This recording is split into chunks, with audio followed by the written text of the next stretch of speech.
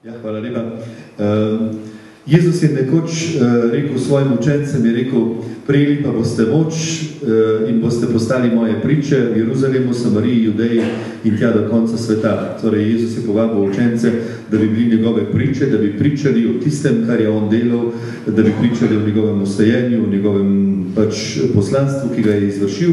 Tudi mi smo povabljeni, da bi bili Jezusove priče in ti v svojih igrah velikrat to poveš tako ali drugače, a bi nam lahko z enim odlomkom iz katerekoli tvoje predstave to na nek način ponazoril. Prosim. Bomo vzeli tudi kar svetopisanski odlom, da ne bo, ker ni moje stvari, so pa hitre iz konteksta. Torej, ko je Jezus zagledal množico, se je povzpel na goro, sedel je, njegovi učenci so prišli k njemu, odprl je usta in jih učil. Blagor ubogim v duhu, kajti njihovo je nebeško kraljestvo. Blagor žalostnim, kajti potolaženi bodo.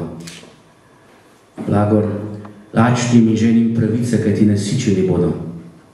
Blagor krotkim, kajti deželo bodo podedovali. Blagor usmiljenim, kajti usmiljenje bodo dosegli. Blagor čistim v srcu, kajti Boga bodo gledali. Blagor tistim, ki delajo za mir, kajti imenovani bodo Božji sinovi. Blagor tistim, ki so zaradi pravičnosti preganjani, kajti njihovo je nebeško kraljestvo. Blagor vam, kadar vas bodo zaradi mene zasramovali, preganjali in vse hudo zoper vas lažnivo govorili, veselite se, kajti vaše plačilo v nebesih je veliko. Ne skrbite za življenje, kaj boste jedli, kaj boste pili, ne za telo, kaj boste oblekli. Mar ni življenje več kot jed, telo več kot obleka. Poglejte ptice pod nebom. Ne sejo, ne žanjejo, niti ne spravljajo žitnice, pa vendar jih vaš nebeški oče živi.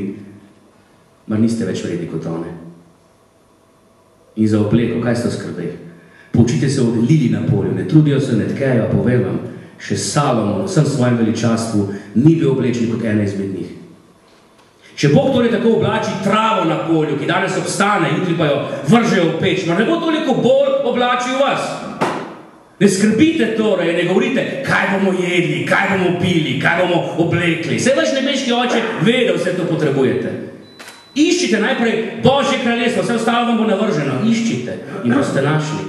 Trkajte in se vam bo odprlo. Prosite in se vam bo dalo. Ne sodite, da ne boste sojeni.